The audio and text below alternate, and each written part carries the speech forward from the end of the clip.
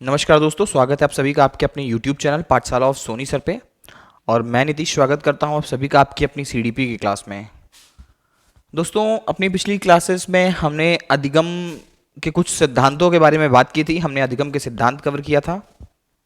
आपके सभी मैक्सिमम से मैक्सिमम सभी मनोवैज्ञानिकों के अधिगम के सिद्धांत हमने लगभग कवर कर लिया था।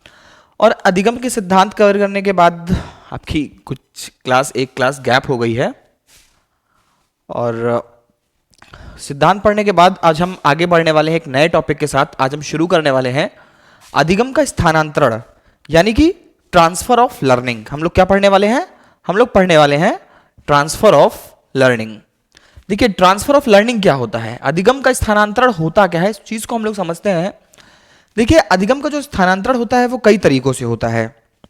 कई बार अलग अलग परिस्थितियां होती हैं और उस परिस्थिति के हिसाब से आपके अंदर जो अधिगम का स्थानांतरण होता है वो होता है। जैसे कि जब आप कोई नई चीज सीखते हैं, कोई चीज आप रिलेट करके सीखते हैं, कोई चीज आपको पहले से पता होती है, तो ये सारी विभिन्न विभिन्न परिस्थितियां बनती हैं जब आप अधिगम करते हैं, यानी कि कोई नई चीज जब आप सीखते हैं तो ये सारी परिस्थितियां आपके सामने बनती हैं। तो चलिए शुरू करते हैं हम लोग अपना आज का टॉपिक, ट्रांसफर ऑफ लर्निंग। क्या है हमारा आज का topic? Transfer of learning. Transfer of learning यानी कि अधिगम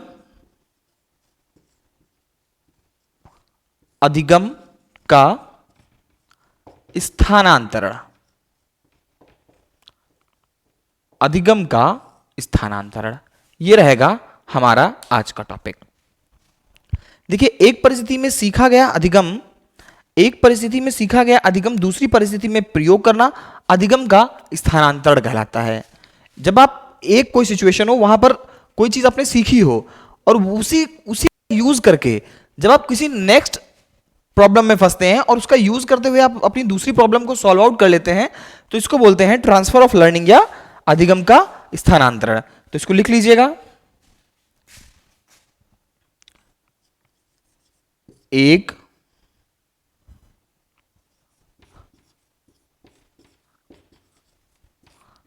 परिस्थिति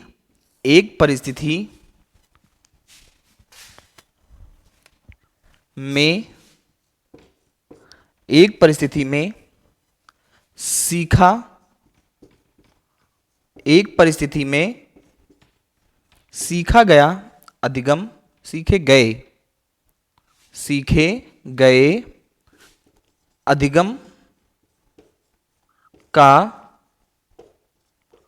दूसरी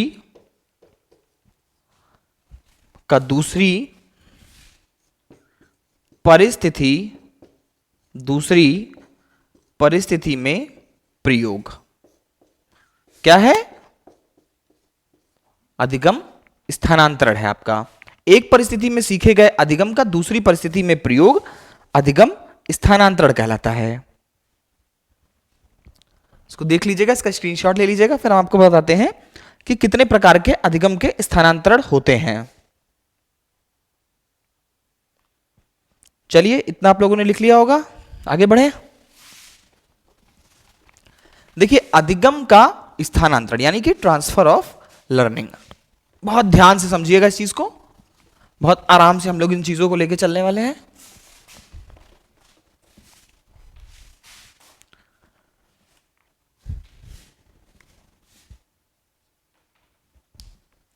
चलिए, पहला जो हम लोग लेने वाले हैं, टाइप्स ऑफ अधिगम स्थानांतरण के प्रकार। हम लोग क्या पढ़ने वाले हैं? अधिगम स्थानांतरण के प्रकार। अधिगम स्थानांतरण के प्रकार, ठीक।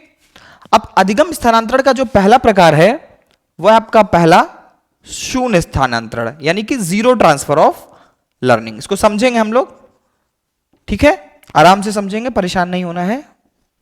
शून्य स्थानांतरण। अब क्या होता है शून्य स्थानांतरण? जब दो परिस्थिति में सीखे गए अधिगम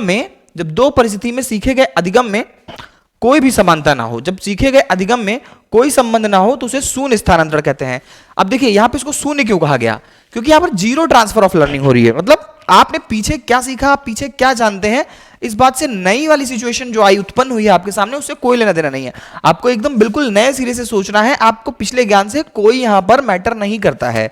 जैसे कि मान लिया कि आपने एक बेसिक सा एग्जांपल दे देते हैं जो मेरी और आपकी लाइफ में कॉमन हो। मान लीजिए आपने साइकिल चलाना सीख लिया है। जैसे कहते हैं कि जो लोग साइकिल चला लेते हैं वो आराम से स्कूटी और बाइक चला लेते हैं, लेकिन ये चीज नहीं अप्लाई होती है किसके साथ, कार के साथ। वहां पर जीरो ट्रांसफर ऑफ लर्निंग होता है, वहां पर जीरो ट्रांसफर ऑफ लर्निंग हो जाएगा, क्योंकि आपने साइकिल चलाना सीख लिया और बाइक कार छोड़ दीजिए, एरोप्लेन छोड़ दीजिए, आपने बाइक कार चलाना सीख लिया है। मान लीजिए आप साइकिल चला लेते हैं और अब हम कहें कि आप पानी में तैरिए, क्या कोई रिलेशन है कि जो साइकिल चलाना सीख लेगा उसको तैराकी आएगी? इस बात से कोई संबंध लग रहा है आपको? तो कहां साइकिल चलाना और कहां पानी में तैरना। आपने लाख पहले से कुछ भी सीख रखा हो, लेकिन आपकी वो चीज यहां पर बिल्कुल काम नहीं आने वाली है। तो यही है आपका शून्य स्थानांतरण, कि जब दो परिस्थिति में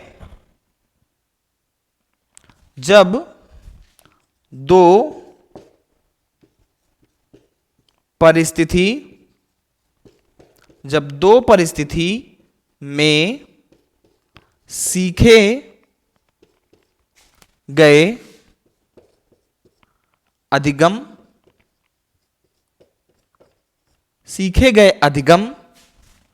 में कोई संबंध, सीखे गए अधिगम में कोई संबंध ना हो, तो क्या होगा आपका, वहां पर होगा आपका जीरो ट्रांसफर ऑफ लर्निंग। एक एग्जांपल लिख लीजिए यहां पे,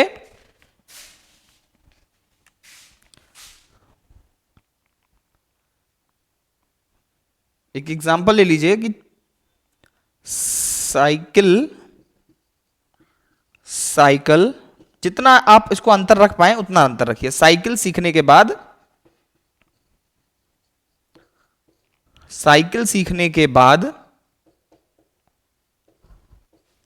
उर्दू सीखना, साइकिल सीखने के बाद उर्दू सीखना।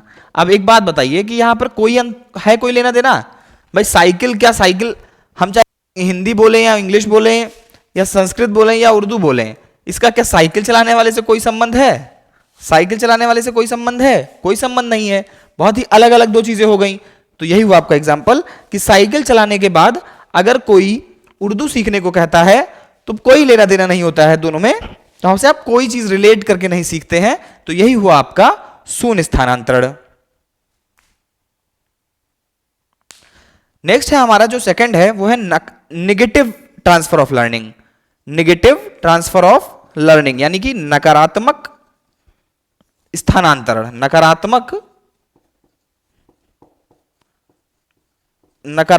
स्थानांतरण। नकारात्मक स्थानांतरण क्या कहता है? नकारात्मक स्थानांतरण आपका तब होता है जब आपने जो चीज पहले सीखी हुई होती है। मतलब नेगेटिव ट्रांसफर ऑफ लर्निंग कब होगी?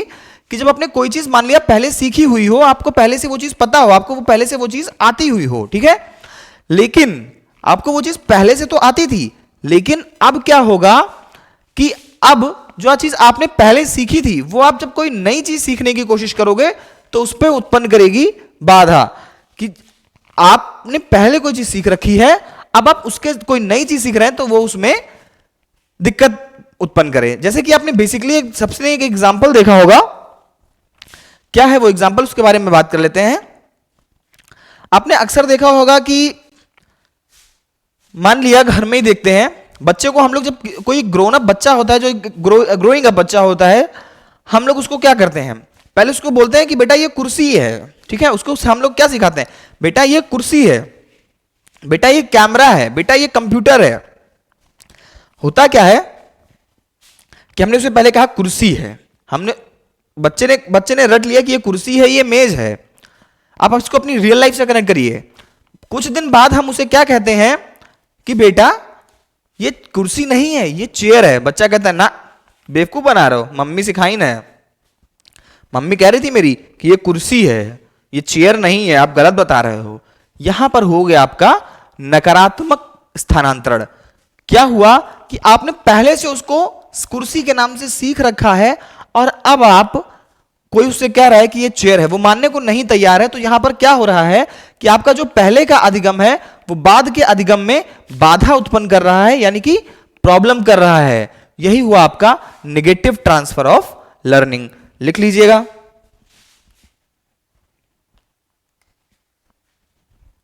जब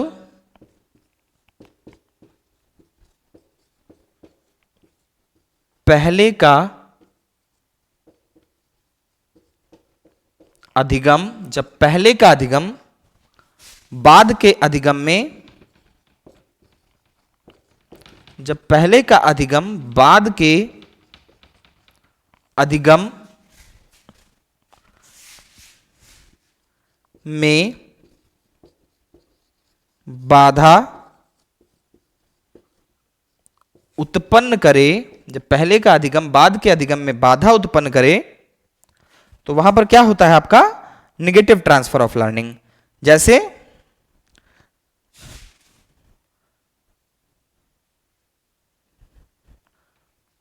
इसको एग्जाम्पल देखिए कि 5वीं तक बच्चे को हिंदी पढ़ाने के बाद 6ठी से इंग्लिश पढ़ाना,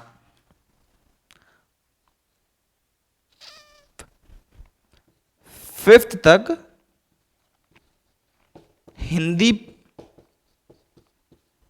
पढ़ने के बाद 6th में इंग्लिश पढ़ाना।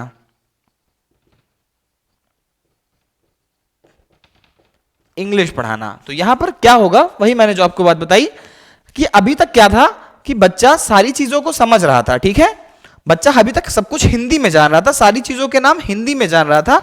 अब अचानक से आप उसको 6th में जब इंग्लिश में पढ़ाओगे तो उसको वहां पर दिक्कत होगी, वहां पे वो दिक्कत करेगा। तो यही है आपका नकारात्मक स्थानांतरण। समझ में आई बात?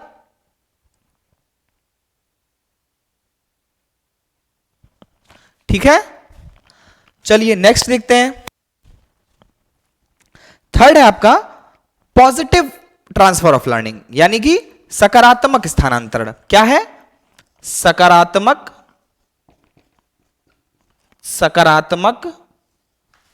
स्थानांतरण।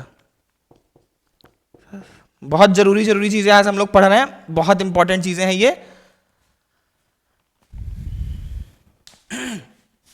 सकारात्मक स्थानांतरण देखिए, अब जैसे कि आपने शून्य सीखा कि परिस्थिति में कोई लेना देना नहीं था, दोनों एक दूसरे से कोई संबंध नहीं था। फिर आपने क्या सीखा? नकारात्मक स्थानांतरण सीखा। नकारात्मक स्थानांतरण में क्या था कि जब पहले का अधिगम बाद के अधिगम में बाधा उत्पन्न करे तो वहां पर नकारात्मक स्थानांतरण।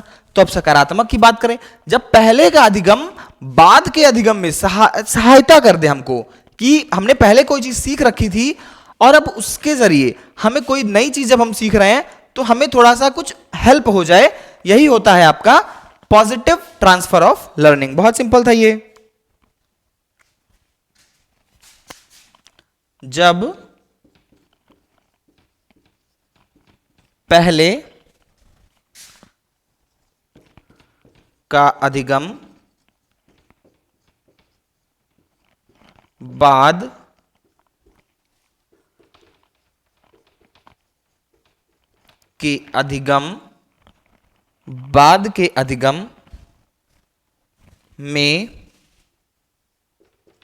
के अधिगम में सहायक हो। क्या हो? सहायक हो। जब पहले का अधिगम बाद के अधिगम में सहायक हो तो वो होगा आपका पॉजिटिव ट्रांसफर ऑफ लर्निंग। जैसे संस्कृत व्याकरण सीखने के बाद हिंदी व्याकरण सीखना। जैसे आपको सबको पता होगा संस्कृत वाला ग्रामर है वो कहीं ना कहीं हेल्प करता है। अगर आपने संस्कृत व्याकरण सीख रखा है या फिर हिंदी व्याकरण सीख रखा है तो आपको हिंदी व्याकरण सीखने में आसानी होगी। अगर आपने संस्कृत सीख रखा है, अगर आपने संस्कृत सीख रखा है तो आपको हिंदी सीखने में आसानी होगी। संस्कृत व्याकरण के बाद हिंदी व्याकरण सीखना, हिंदी व्याकरण सीखना, हिंदी व्याकरण सीखना। ठीक, चलिए अब इसका स्क्रीनशॉट ले लीजिए पूरे का, फिर हम लोग आगे बढ़ते हैं। देखिए संस्कृत व्याकरण जिसने सीख लिया है उसको हिंदी व्याकरण सीखने में आसानी होती है, कहीं ना कहीं रूल्स वही होते हैं, कुछ चीजें मिल जाती हैं हमको, मैच करते हुए मिल जाती हैं। तो अगर आपने संस्कृत व्याकरण सीख रखा है तो हिंदी व्याकरण सीखना बहुत ही आसान हो जाता है। इसका स्क्रीनशॉट ले लीजिएगा।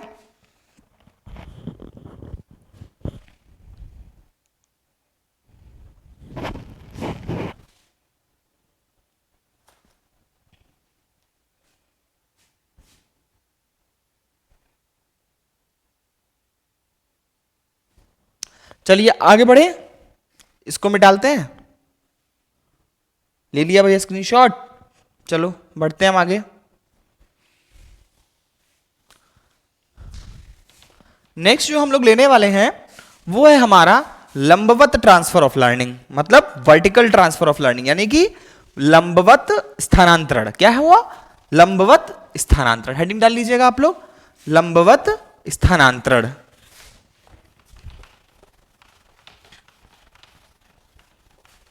नेक्स्ट हम लोग लेने हैं, हमको लेना है लंबवत स्थानांतरण, इंग्लिश वालों वर्टिकल ट्रांसफर ऑफ लर्निंग। क्या हुआ? Vertical transfer of learning. चलिए लिखते, हेडिंग डाल लेते हैं,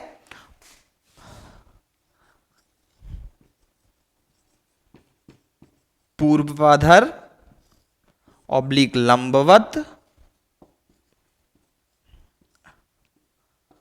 स्थानांतरण, ऑब्लिक लंबवत स्थानांतरण। ठीक, यानी कि इंग्लिश में क्या हुआ? Vertical transfer of learning. इसको लिखिएगा, जब निम्न स्तर पर, जब निम्न स्तर पर सीखा गया ज्ञान, जब निम्न स्तर पर सीखा गया ज्ञान उच्च स्तर पर प्रयुक्त हो जाए,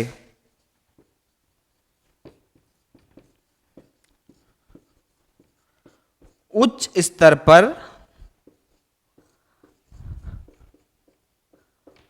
उच्च स्तर पर प्रयुक्त हो जाए तो क्या होगा? वहां पर आपका होगा वर्टिकल ट्रांसफर ऑफ लर्निंग। अब इसको समझते हैं हम लोग, पूर्वाधर या लंबवत ट्रांसफर ऑफ लर्निंग को समझते हैं। तो देखिए क्या होता है आपका लंबवत ट्रांसफर ऑफ लर्निंग। जब आप कोई चीज बेसिक लेवल पे सीखे, मतलब बहुत ही छोटे लेवल पे सीखें, उसके बाद जब आप उसको बड़े लेवल पे प्रयोग कर पाए, जैसे आप बेसिकली आप एक सीखते क्या है, एक एडिशन सीखते हैं, उस एडिशन की सहायता से अगर आप मल्टीप्लिकेशन सीखें, उस एडिशन की सहायता से अगर आप सिंप्लीफिकेशन करने लगें, तो वहां पर क्या होगा आपका? वहां पर होगा आपका वर्टिकल ट्रांसफर ऑफ लर्निंग, यानी कि लंबवत स्थानांतरण। और इसको अच्छे से समझते हैं तो सेब गिरा, ठीक है, सेब तो हमेशा गिरा होगा।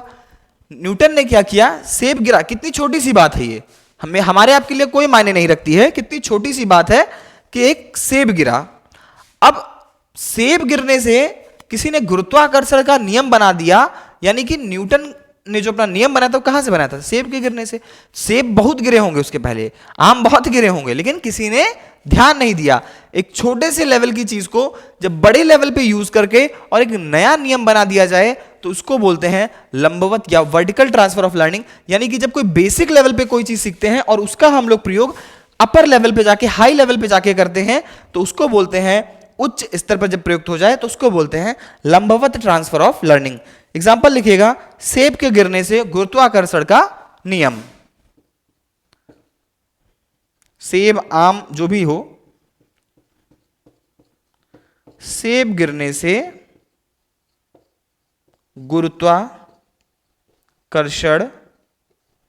गुरुत्वाकर्षण का नियम। ये रहा आपका एग्जाम्पल। क्लियर? बहुत आराम से हम लोग चल रहे हैं, समझ के पढ़िएगा, कोई जल्दी नहीं है।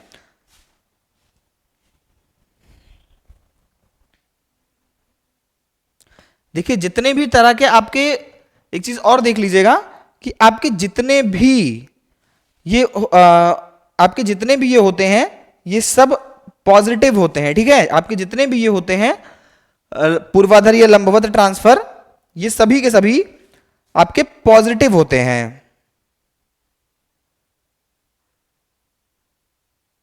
ठीक,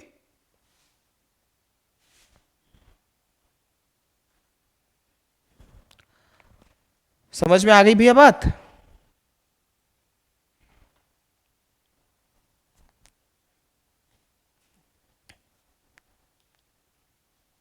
नेक्स्ट हम लोग बात करने वाले हैं क्षैतिज स्थानांतरण की। क्षैतिज स्थानांतरण हेडिंग डालिएगा, क्षैतिज स्थानांतरण।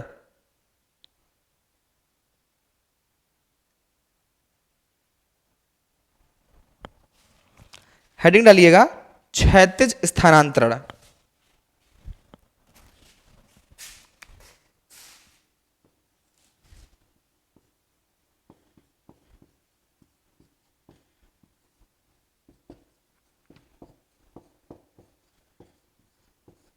क्षैतिज स्थानांतरण, ठीक है। अब क्या होता है क्षैतिज स्थानांतरण में कि जब कोई दो चीजें आपस में बिल्कुल अलग हों, ठीक है, जब दो क्षेत्र, अधिगम के दो क्षेत्र आपस में ना जुड़े हों, मतलब कि दो क्षेत्र ऐसे हों जिनका एक दूसरे से कोई लेना देना ना हो, लेकिन फिर भी उनको एक साथ अगर जोड़ दिया जाए तो वहां पर क्या होगा, आपका हॉरिजेंटल ट्रांसफर ऑफ लर्निंग होगा। बस क्योंकि साथ साथ दो चीजें चल रही होती हैं, इसी वजह से वहां पर क्या होता है, हॉरिजेंटल ट्रांसफर ऑफ लर्निंग होता है। जैसे कि मान लेते हैं कि इसको कैसे इसको समझते हैं, जैसे म्यूजिक का और मैथ्स का कोई रिलेशन नहीं है, लेकिन म्यूजिक के जरिए एक गाना बना दिया जाए, उससे आपको मैथ सिखाई जाए, तो क्या होगा वहां पे, होगा आपका हॉरिजेंटल ट्रांसफर। एक घड़ी होती है, घड़ी का काम क्या है, टाइम देखना, घड़ी का काम क्या है, आपको टाइम दिखाना, लेकिन अब हम उसमें म्यूजिक सिस्टम फिट कर दें। आपने देखा होगा बल्ब का काम क्या है, बल्ब का काम है रोशनी देना, बल्ब का काम क्या है, रोशनी देना, लेकिन साथ ही साथ अगर रोशनी के साथ साथ हम उसमें आजकल देख रहे होंगे आप बल्बों में म्यूजिक सिस्टम आ रहा है, ब्लूटूथ से वो सिस्टम कनेक्टेड होता है, ब्लूटूथ खोलिए, अपने बल्ब को उससे कनेक्ट करिए और आराम से आप गाना बजा लीजिए। ऐसे बल्ब देखे ना, आ रहे हैं आजकल मार्केट में। तो यहां पे क्या हुआ कि एक दूसरे का म्यूजिक सिस्टम और बल्ब का कोई लेना देना नहीं था, लेकिन दोनों एक आपस में जुड़ गए, एक दूसरे से आकर जुड़ जाता है। तो यही हुआ आपका क्षैतिज स्थानांतरण।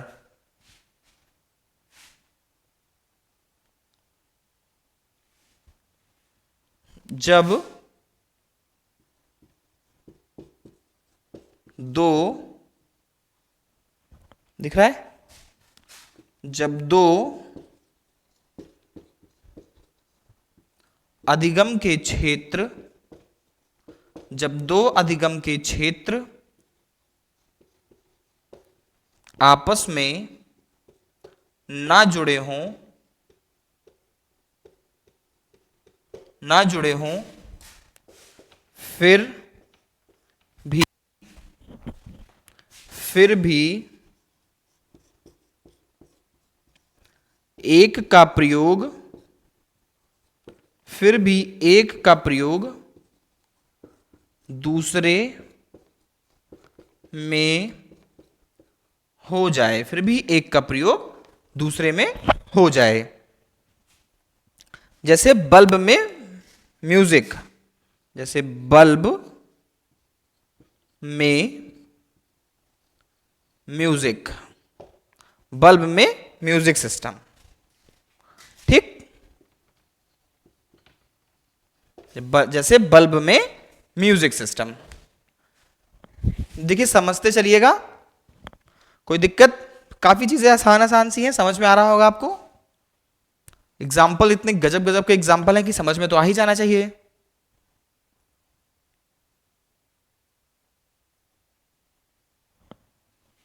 चलिए नेक्स्ट लेते हैं हम लोग पार्श्विक स्थानांतरण या लैटरल, पार्श्विक स्थानांतरण या लैटरल ट्रांसफर ऑफ लर्निंग। छठा क्या है हमारा, पार्श्विक, पार्श्विक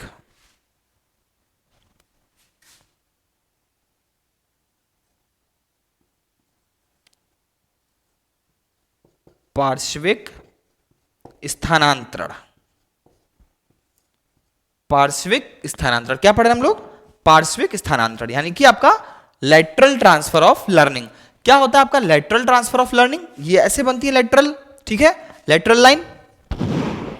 होता क्या है लेटरल ट्रांसफर ऑफ लर्निंग में कि जब एक जगह सीखा गया अधिगम, एक जगह सीखा गया अधिगम दूसरी जगह प्रयुक्त हो जाए। मतलब आपने कोई चीज कहीं सीख के रखी थी और उसका एप्लीकेशन आप कहीं और कर दें।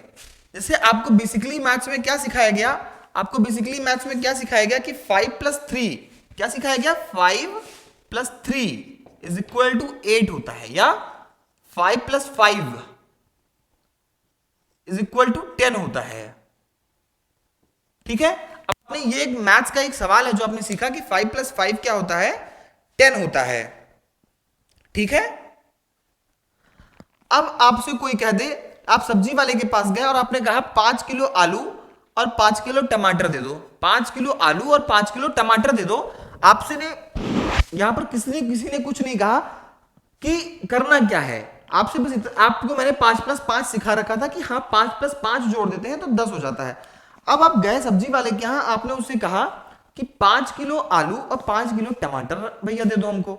अब उसने क्या किया कि अलग अलग कहा कि सर 2 झोला खराब होगा, इससे अच्छा एक बड़े झोले में हम आपको इकट्ठे सब्जी तौले दे रहे हैं। इकट्ठा बांट रखा उसने, और क्या किया, बांट क्या रखा उसने, इलेक्ट्रॉनिक तराजू का जमाना आ गया है। उसने पहले उसमें 5 किलो आलू डाला, फिर 5 किलो उसमें टमाटर डाला। अब आलू और टमाटर दोनों मिला के हो गए 10 किलो, हो गए 10 किलो। तो अब यहां पर आपने पहले से सीख रखा था कि 5 और 5 जोड़ देते हैं तो 10 होता है, 5 और 5 जोड़ देते हैं तो कितना होता है? 5 और 5 जोड़ने पे आता है रिजल्ट 10।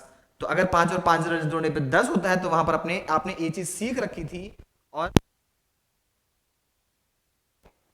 5 और 5 10 होता है, ये आपने सीख रखा था, और उसका यूज आपने कहा किया, उसका यूज आके आपने यहां कर लिया कि अब हमको कितनी सब्जी टोटल मिलनी चाहिए? टोटल 10 किलो सब्जी हमारे पास होनी चाहिए। तो यही होता है आपका पार्श्विक स्थानांतरण या लेटरल ट्रांसफर ऑफ लर्निंग। लिख लीजिए इसको। जब एक जगह सीखा गया, जब एक जगह सीखा गया अधिगम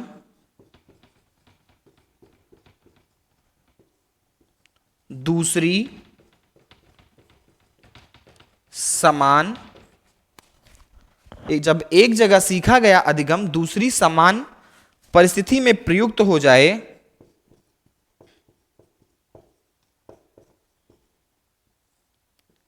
परिस्थिति में प्रयुक्त हो जाए, जब दूसरी समान परिस्थिति में प्रयुक्त हो जाए तो वहां पर क्या होगा? आपका पार्श्विक स्थानांतरण होगा, या फिर आपका लेटरल ट्रांसफर ऑफ लर्निंग होगा। जैसे 5+5 इज इक्वल टू 10, जानने पर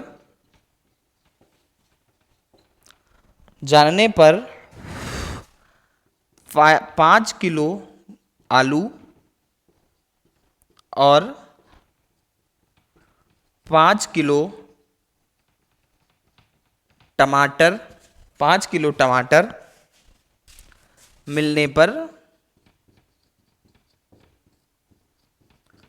10 किलोग्राम सब्जी मिलना,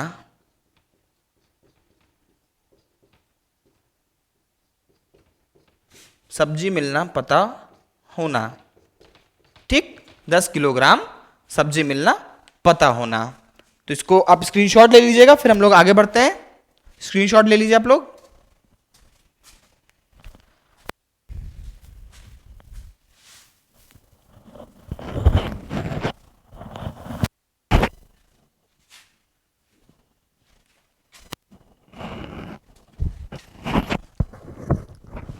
लिया स्क्रीनशॉट? स्क्रीनशॉट ले लीजिए आप लोग, फिर हम आराम से आगे बढ़ते हैं।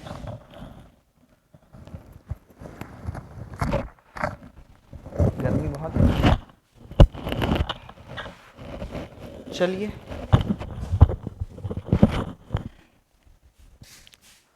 इसको मिटाएं, आगे बढ़ें।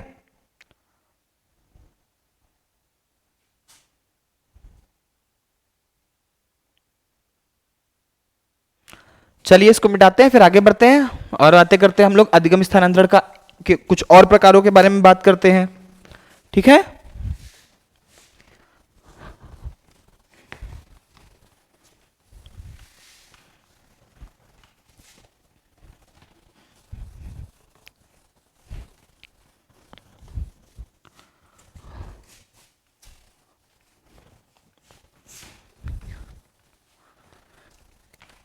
चलिए बात करते हैं हम लोग। जो हमारा नेक्स्ट टाइप रहने वाला है वो है द्वितगामी स्थानांतरण। क्या है?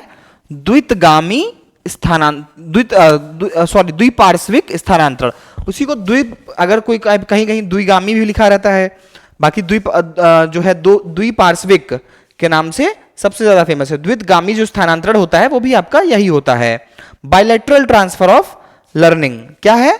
Bilateral transfer of learning. Bilateral transfer of learning यानी कि द्विपार्श्विक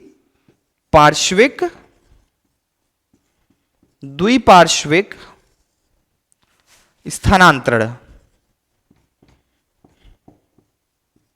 द्विपार्श्विक स्थानांतरण। ठीक है, क्या होता है आपका द्विपार्श्विक स्थानांतरण? कि जब हम किसी एक पार्ट को अपने कोई काम करने के लिए ट्रेन करते हैं, जब हम अपने किसी एक पार्ट को कोई काम करने के लिए ट्रेन करते हैं और हमारा दूसरा पार्ट ऑटोमेटिकली उस काम के लिए बहुत ही ज्यादा अच्छे से ट्रेन हो जाए, तो उसको बोलते हैं द्विपार्श्विक स्थानांतरण। जैसे कि हम दाहिने हाथ से लिखना सीखते हैं और अगर हमारा बायां हाथ भी उसी खूबसूरती के साथ, उतने ही अच्छे स्पीड के साथ, उतना ही अच्छा लिखने लगे, तो वहां पर क्या होगा आपका?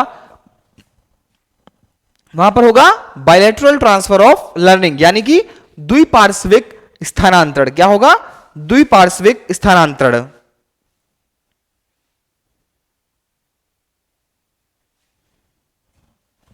चलिए लिखते हैं इसको। समझ में आ ही गया होगा कि जब हम कोई चीज एक पार्ट से सीखते हैं और वही चीज दूसरा पार्ट भी उसी एक्टिवनेस के साथ करने लगे, तो उसको बोलते हैं द्विपार्श्विक स्थानांतरण। जब मानव शरीर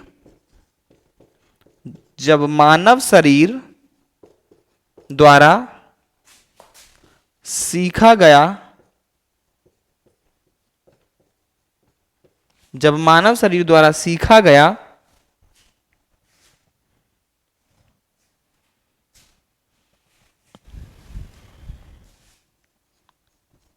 अधिगम उसी निपुणता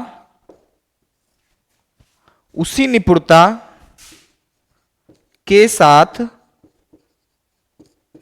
दूसरे अंग में हस्तांतरित हो जाए, दूसरे अंग में हस्तांतरित हो जाए, तो वहां पर क्या होगा? द्विपार्श्विक स्थानांतरण।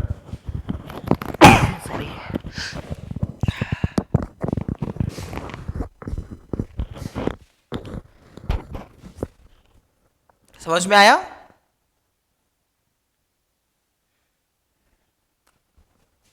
एग्जाम्पल, दाएं हाथ से लिखने वाला बालक उसी निपुणता के साथ बाएं हाथ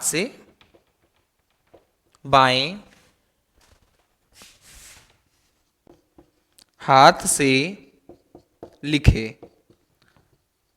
ठीक, जब उसी निपुणता के साथ बाएं हाथ से भी लिखे, दाएं हाथ से लिखने वाला बालक जब उसी निपुणता के साथ बाएं हाथ से लिखे, तो वहां पर क्या होगा? वहां पर आपका होगा द्विपार्श्विक स्थानांतरण। क्या होगा? द्विपार्श्विक स्थानांतरण।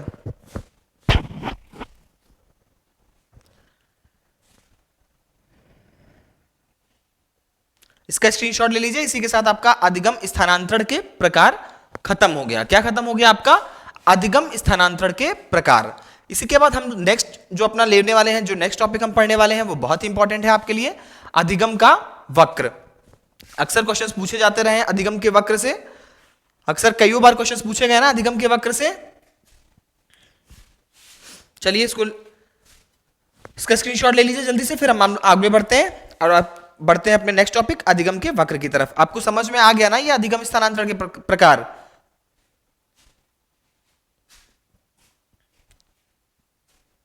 चलिए आगे बढ़े, इसको पूरा मिटा देते हैं। नेक्स्ट टॉपिक हेडिंग डाल लीजिएगा अधिगम के वक्र, यानी कि कर्व्स ऑफ लर्निंग। क्या है? Curves of learning.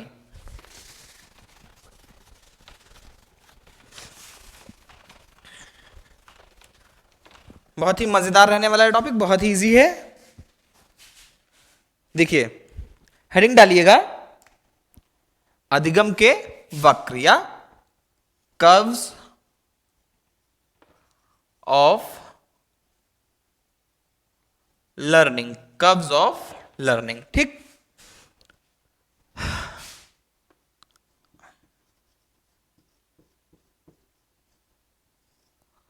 अधिगम के वक्र, अधिगम के वक्र। ठीक, देखिए जो आप कोई भी चीज जब आप सीखते हैं तो उसकी सीखने की एक स्पीड होती है, ठीक है, वो कभी कम होती है कभी ज्यादा होती है, डिपेंड करता है ऑन सिचुएशन, डिपेंड करता है किस पे? ऑन सिचुएशन की कब आप तेज सीख रहे हैं और कब आप धीरे सीख रहे हैं। लेकिन जो अधिगम का आपका वक्र होता है, एक ग्राफ जो होता है, कभी भी एक ग्राफ जो होगा वो दो चीजों को हमेशा रिप्रेजेंट करता है। ग्राफ कभी भी एक चीज को रिप्रेजेंट करने के लिए या नहीं बनाया जाता है। ग्राफ हमेशा कितनी चीजों को रिप्रेजेंट करता है? दो चीजों को। तो जो कर्व ऑफ लर्निंग है वो किन दो चीजों के लिए बनाया जाता है, सबसे पहले ये जान लीजिए। तो जो अधिगम का वक्र है वो हमेशा और हमेशा आपके सीखने की गति, यानी कि आपकी स्पीड ऑफ लर्निंग और प्रोग्रेस ऑफ लर्निंग, मतलब आप कितनी स्पीड के साथ चीजों को सीख रहे हो, सीखने के साथ आप कितना गेन कर रहे हैं, आपका प्रोग्रेस कितना हो रहा है, आप चीजों को कितना ज्यादा से अच्छे से सीख ले रहे हैं, कितने अच्छे से सीख रहे हैं, कितना ज्यादा अच्छे से सीख रहे हैं और कितनी स्पीड के साथ सीख रहे हैं, इन्हीं दोनों चीजों का आपका बनता है अधिगम का वक्र। तो ये क्वेश्चन भी पूछा जा सकता है आप लोगों से कि अधिगम का वक्र किन चीजों के लिए बनता है। तो अधिगम का वक्र अधिगमी के सीखने की गति एवं प्रगति को दर्शाता है। लिख लीजिएगा,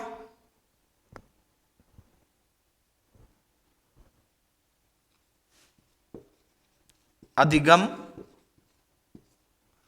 का वक्र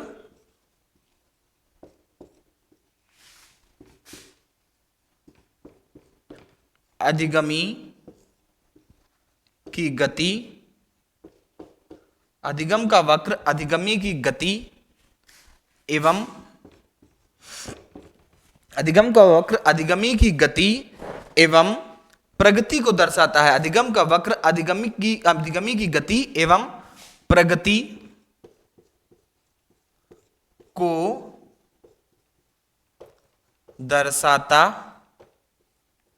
है। क्लियर? अधिगम का वक्र अधिगम की गति एवं प्रगति को दर्शाता है। तो अधिगम के कुल 4 प्रकार के वक्र माने गए हैं। कितने वक्र माने गए हैं? अधिगम के कुल 4 प्रकार के वक्र माने गए हैं।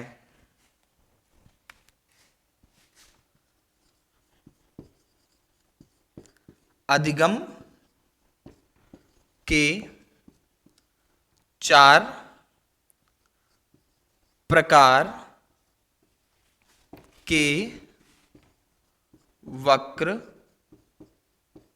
माने गए हैं। एक एक करके लेते चलते हैं। जो हमारा पहला वक्र बनता है, वो बनता है आपका किस चीज का? वो बनता है आपका सरल या रैखिक वक्र। सरल वक्र, सरल ऑब्लिक रैखिक,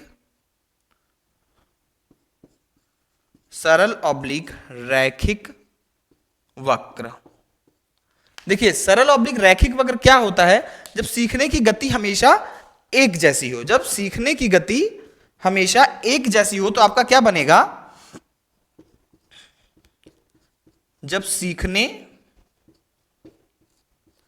की गति जब सीखने की गति एक जैसी हो, मतलब जब आप कांस्टेंट स्पीड से सीख रहे हो, कि आप सुबह उठे, आपने सुबह उठा और आप उसी स्पीड से, मतलब अगर आपने 10 शब्द सुबह 10 बजे सीखे हैं तो 11 बजे भी आप 10 सीख रहे हैं, 12 बजे भी आप 10 सीख रहे हैं। जब ये एक ऐसी कंडीशन बन जाए तो वहां पर आप, होता कौन सा है आपका, कौन सा वक्र बनता है, सरल ऑब्लिक रैखिक वक्र बनता है। इस देखते हैं कि किस प्रकार से बनता है ये वक्र। देखिए ऐसे कुछ बनता है आपका ये,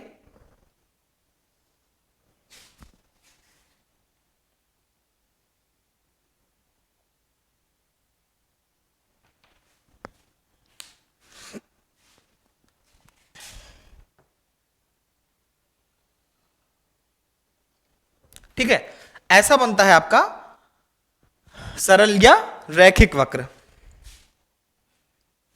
अच्छा एक बात बताइए, क्या आपको लगता है कि इस टाइप का वक्र आप बना सकते हैं?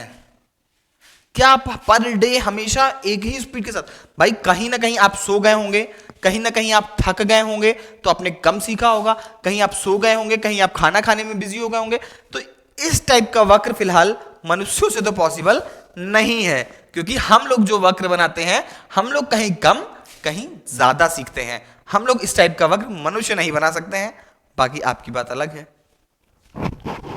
समझ ही गए होंगे आप लोग। चलिए आगे बढ़ते हैं हम लोग। तो इसका निष्कर्ष क्या निकलता है, यहां पे एक पॉइंट बनाइएगा, निष्कर्ष।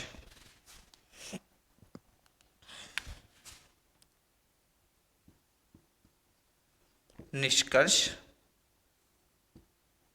निष्कर्ष क्या निकलता है कि इस प्रकार का वक्र मनुष्य तो नहीं बना सकता है, ठीक है।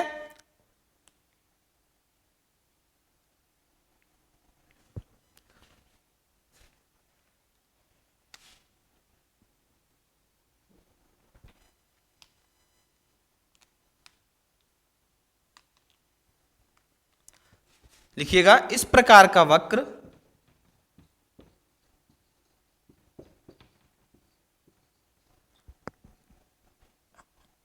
इस प्रकार का वक्र मनुष्य इस प्रकार का वक्र मनुष्य के लिए असंभव है। इस प्रकार का वक्र मनुष्य के लिए असंभव है, ठीक है। इस प्रकार का वक्र मनुष्य के लिए असंभव है, इसलिए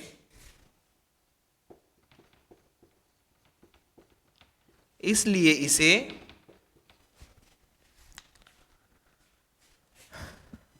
आदर्श ऑब्लिक असंभव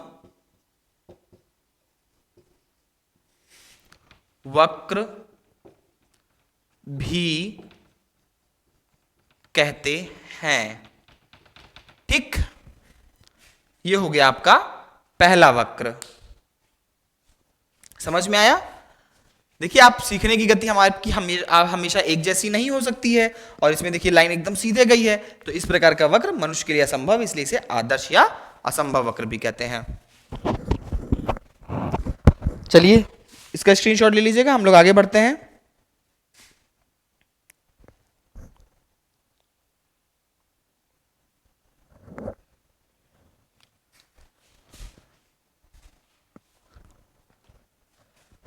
चलिए नेक्स्ट लेते हैं हम लोग नतोदर वक्र, नतोदर या बढ़ता निष्पादन वक्र, नतोदर या बढ़ता निष्पादन वक्र। चलिए इसको भी आज हम लोग थोड़ा तेजी के साथ खींचते हैं और कोशिश करते हैं कि सारी पॉइंट आपको समझाते समझाते इसको हम लोग इस टॉपिक को कवर अप कर लेते हैं, क्योंकि सिर्फ 3 प्रकार आपके और बचे हैं, ज्यादा टाइम नहीं लगेगा।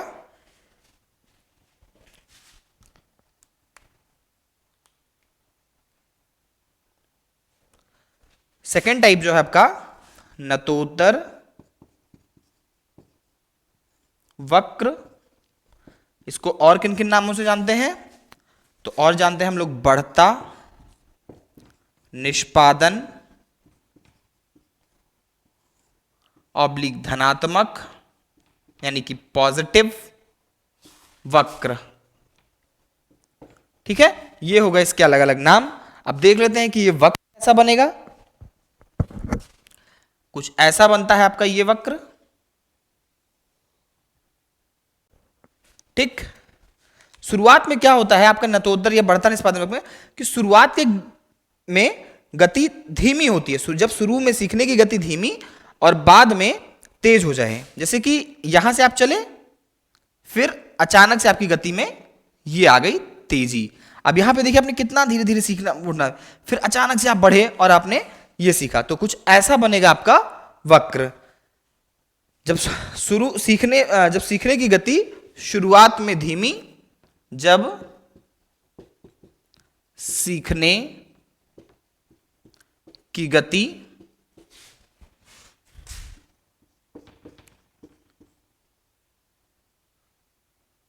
सीखने की गति शुरू में धीमी, बाद में तेज,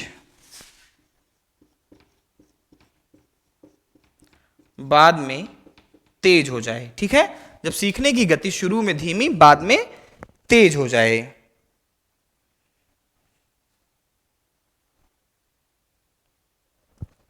अच्छा, अब नतोदर वक्र बनता कब है? अच्छा, आप लोग खुद से सोच के बताइए, एक सिचुएशन सोचिए कि कब ऐसी परिस्थिति कब होती है।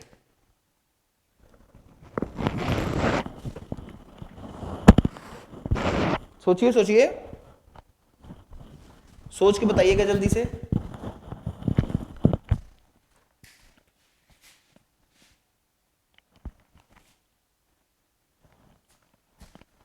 देखिए, जब आपका सत्र शुरू होता है, आपकी क्लासेस स्टार्ट होती हैं, उस वक्त मौज मस्ती में बच्चे थोड़ा ज्यादा रहते हैं, ठीक है।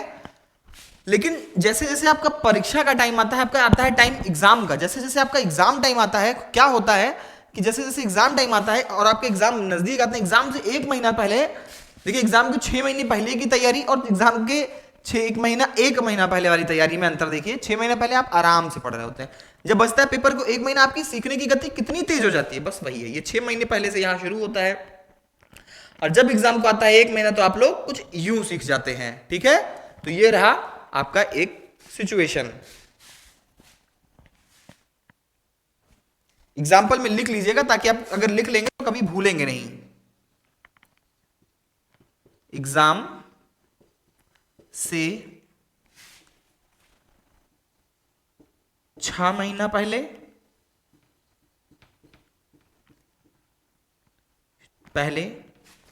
धीमे,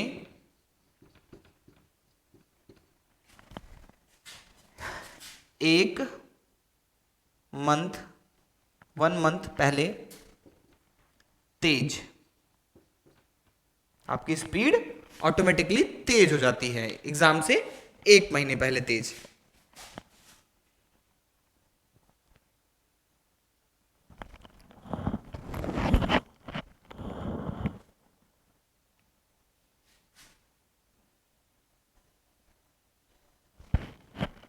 नेक्स्ट है आपका उन्नतोदर वक्र। उन्नतोदर वक्र क्या है?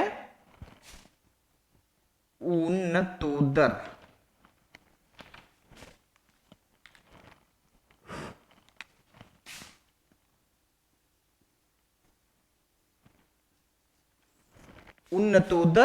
वक्र।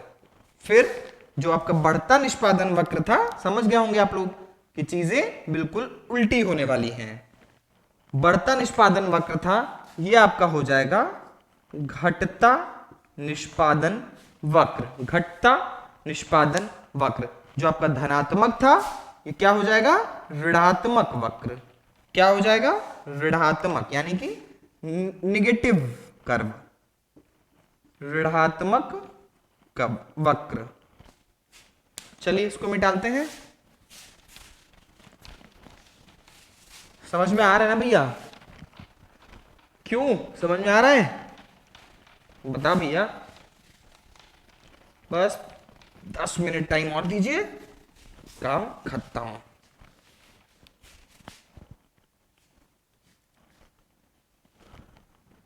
घटता निष्पादन ऋणात्मक वक्र, ठीक है। इसमें क्या होता है कि जब आपके सीखने की गति शुरू में तेज हो जाए और बाद में धीमी हो जाए, सीखने की गति जो है वो पहले तेज बाद में धीमी हो जाए, तो आपका वक्र जो है वो आपका घटता निष्पादन वक्र होगा। जैसे कि पहले दिन में आपने तेजी के साथ सीखा और फिर ये आया हल्का सा डाउनफॉल, ठीक है। पहले आपने तेजी के साथ सीखा और फिर आ गया ये डाउनफॉल, अब आप नीचे गिरने लगे, ठीक है। तो ये हो गया आपका घटता निष्पादन वक्र। पहले तेज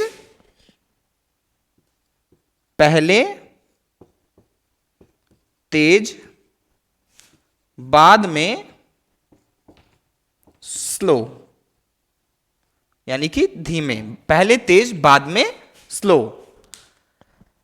ऐसी सिचुएशन बताइए कि कब होती होगी। ऐसी सिचुएशन का एक एग्जांपल देखिए। सिचुएशन के साथ अगर आप चीजों को कनेक्ट कर ले जाएंगे तो बहुत ही आसानी के साथ आप इसको लेंगे, ठीक है। इसको सिचुएशन को आप चीजों को कनेक्ट करिए आपस में। कब होती होगी ऐसी सिचुएशन, मैं बताऊं।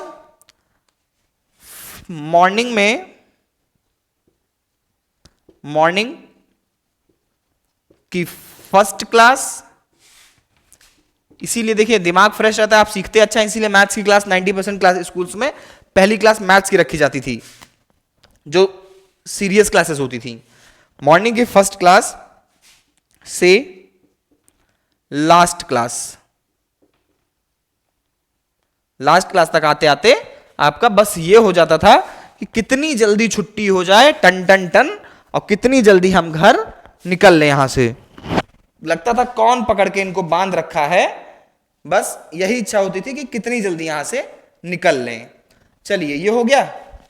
नेक्स्ट वक्र की हम बात कर लेते हैं, जो है आपका मिश्रित वक्र। कौन सा है? मिश्रित वक्र।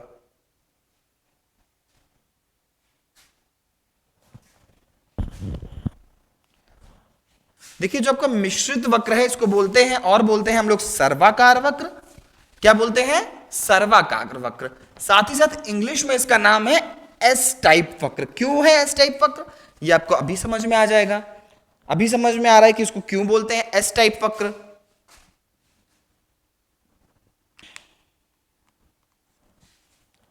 हेडिंग डाल लीजिएगा मिश्रित वक्र।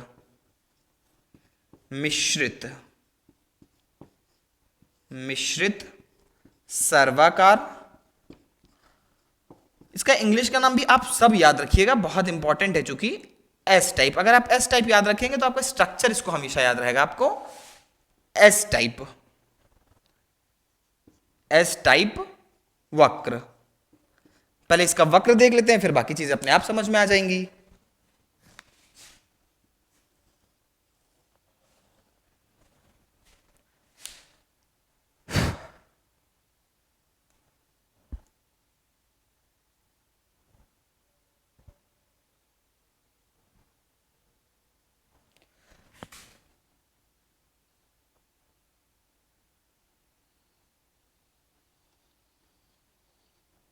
अब ये देखिए, इसको इतना पोर्शन आप कट करिए। ये देखिए, ये आपको एस दिख रहा है, ये देखिए ये एस दिख रहा है। देखिए यहां से काटिए, यहां से काटिए, एस दिखा, यहां से काटिए, यहां से देखिए, अब ये एस दिखा। ये हो गया आपका मिश्रित वक्र। ये वक्र कब बनता है आपका? मिश्रित वक्र का स्ट्रक्चर कुछ ऐसा है।